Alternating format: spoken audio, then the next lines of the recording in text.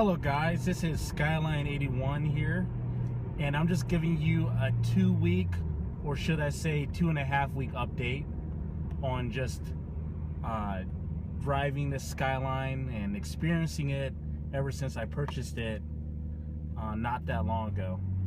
And I gotta say, I am very happy with this purchase, and I wouldn't change it for the world.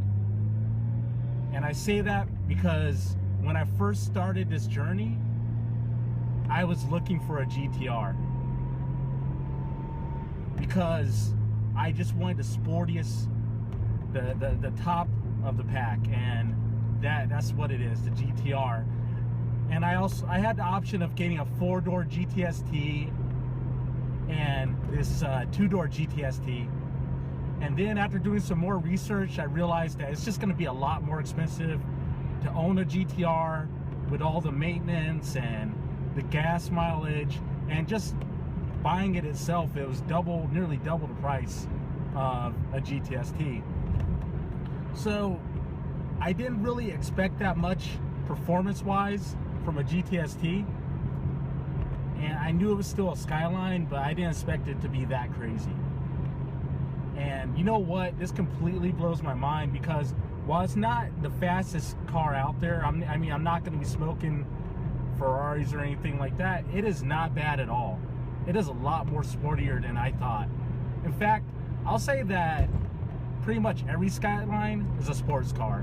It's meant to be a sports car, and that's what you're going to get out of it. Sports car performance, even out of 4-door. So even though it's an RB20 with a turbo, I am really surprised by the acceleration of this thing, because I have a G35, and the crazy thing is that this car is just as fast, if not faster, than that thing. And it may have something to do with the fact that they modded the engine a little bit. Like, I know that they added a HKS exhaust, a full exhaust. I know that they did something to the engine. I don't know everything they did.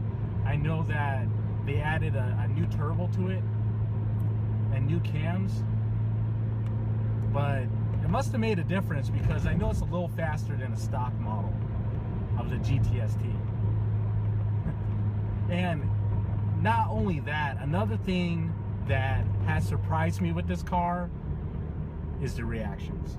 I mean, I did not expect people to act the way they have while I've been driving this car, because to be honest, it's a popular car, but it's no Lamborghini and it's no Ferrari. I know that, you know, I'm completely aware of that. I'm not trying to over exaggerate here, but you know, I was watching this YouTube channel. I still watch it. It's this guy, pretty well known on the internet. His name is Rob Dom. He owns a Lamborghini, and he was just talking about, you know, how the way people react when they see, you know, his car. And once again, I like to say, this isn't a Lamborghini. I didn't realize it was to this extent, and my poor wife, she had no idea that what she was getting herself into when we got this car. Every day I get thumbs up, people trying to talk to me from outside of the car while I'm driving, while I'm stopped at red light. It's amazing some of the things people do. You have people like speeding up just to wave at me or talk to me, and I'm not an introvert, and I'm not that outgoing. I'm kind of in the middle, so it's kind of caught me off guard a few times. I haven't been thinking about it, and then someone will whip by me going like 70 miles per hour and be like, "Oh, it's a Skyline!" You know, and just hoot and holler, and it just totally, like, someone did that the other day, it made me jump in the air. Totally shocked me. But that's the responsibility, or that's just one of the things that goes along with having a car like this. Granted, I didn't expect it to be with the Skyline, but it happens every day. And like I said on my website, I like to give it a short plug, skylinedude.com, where I talk about more of this stuff in detail, and I also talk about what you need to do to purchase your own Skyline if you're interested, and what the costs are associated with it. But anyways, one thing that I do say on my website is there's 3 types of reactions you get, 3 types of people.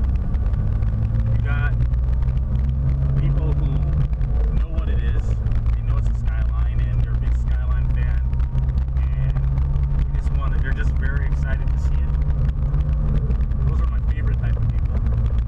Then you have the people who have no clue what this is, except for you're driving on the right side of the car, and they just want to ask you about it because they're just curious.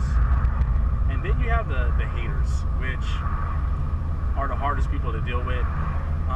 They do everything from give you strange looks to trying to race my car. Like, I've had a couple of people like rev their car behind me.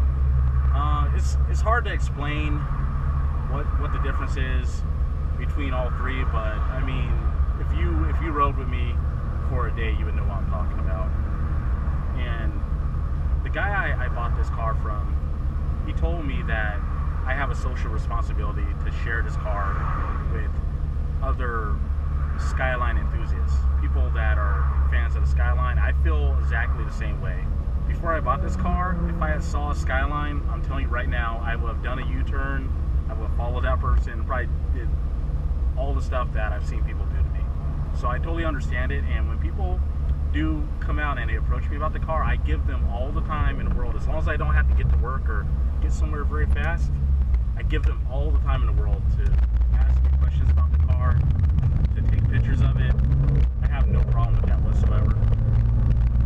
And like another YouTube channel said, I forget the guy's name, I think it's Peter Beatty or whatever, he has a Lambo too. And I think he said this, he said that he likes to leave a little early just to allow time for people to be able to look at it and ask questions. I try to do, I don't over exaggerate it because it is a Skyline, it's not a Lambo, it's not a $100,000 car, but I do try to allow time for people to ask me questions about it, and it does happen pretty often. Now, since I've started, so there's other things that I've learned about this car since purchasing it, and I've done minor maintenance on it myself. Like, I've added new seatbelt because there's no seatbelt on the left passenger side. That was fairly simple. I just bought a universal seatbelt buckle, and I kind of made my own seatbelt using what was left in the car and that universal seatbelt buckle. It turned out pretty nice. I had to do that. I had to put this new head unit in. That was pretty fun. It was fairly simple. It was all color-coded correctly, so I did it within an hour, but something I didn't expect. I put some speakers in the back of my car because I just didn't like the way they sounded, maybe because they were old or maybe they just weren't that good in the first place, but I decided to change the speakers to go along with the head unit, and I had to take out the whole seat to be able to do that. It took me nearly 4 or 5 hours to do that, and in the middle of that, I got approached by 2 kids who wanted to see the cars, so I allowed time for that. So it took a while, but anyways, for the most part, maintenance has been fairly simple. I've learned that if you go to a parts store and you ask about a Nissan Skyline, they will look at you like you're insane, because either they haven't heard of the car, it's not in their system, or they think you're joking. So I've had that happen quite a bit. I got some tires for this car, and I didn't want to wait on those because I was involuntarily drifting this car because the tires were so bald. So I went to a local tire store, and I thought that even though the Skyline is a very unique car, I thought the tires would be pretty general, but they weren't. So luckily for me, there was one company that made a special tire size that happened to fit this car, and it worked out.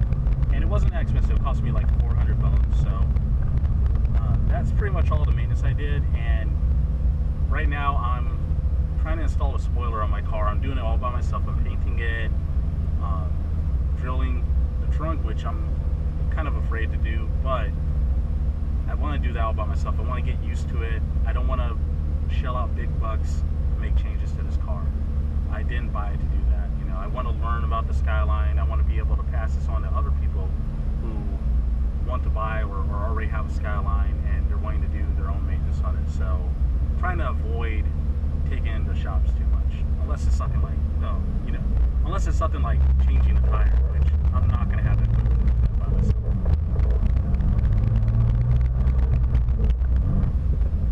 So what else can I tell you? This car drives very hard, very stiff, bounces around a lot when you hit potholes, and of course I expected that because it is a sports car. It's not my G35, even though that is a type of Skyline. Some people say it's not, but I expected that. It doesn't bother me that much. I mean, when you're driving your dream car, how is that going to bother you? It's just going to add to the excitement. I love every moment of driving this car. Gas is somewhat expensive, and I have to do it pretty often, but it's just one of those things.